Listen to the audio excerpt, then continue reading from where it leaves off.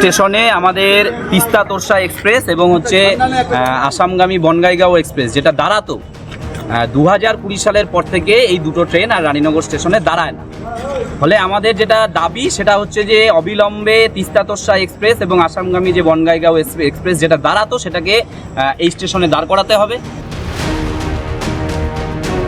সভা সমিতিতে লোক হয় ঠিকই, কিন্তু ফাঁকা ভোট বাক্স। সাংগঠনিক প্রভাবও হ্রাস পেয়েছে অনেকাংশেই।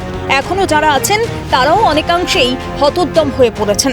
এই আবহে সংগঠন মজবুত ও কর্মীদের চাঙ্গা করতে স্থানীয় স্তরের সমস্যায় জোর দিচ্ছে।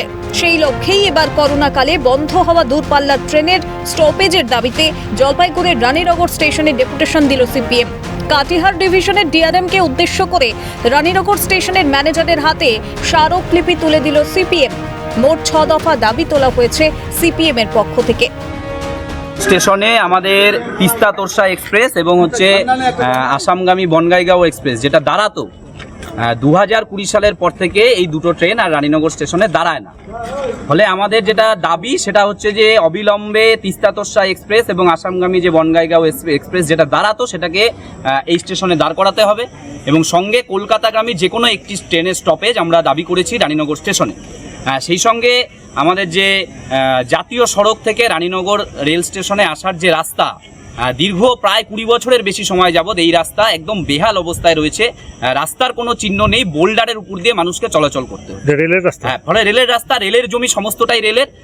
অবিলম্বে এই রাস্তাটা সংস্কারের দাবি আমরা করেছি। বস্তুত করোনার প্রকোপ শুরু হওয়ার আগে রানীনগর স্টেশনে দাঁড়াতো তিস্তা তোরসা এক্সপ্রেস, বঙ্গাইগাঁও এক্সপ্রেস।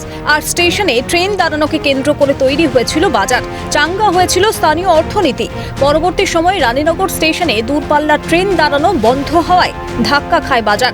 আর্থিক অনটনে পড়েন মালিক ও শ্রমিকরা। এই আবহে স্থানীয় মানুষদের রোজগারের উপায়কে হাতিয়ার করে সংগঠন শক্তিশালী করতে সিপিএম এর ডেপুটেশন কর্মসূচি। স্থানীয় সমস্যাকে ভিত্তি করে সংগঠন কতটা গুছিয়ে নিতে পারে সিপিএম বোঝা যাবে 26-এর বিধানসভা নির্বাচনে। তিতাস পালের রিপোর্ট, ক্যালকাটা নিউজ।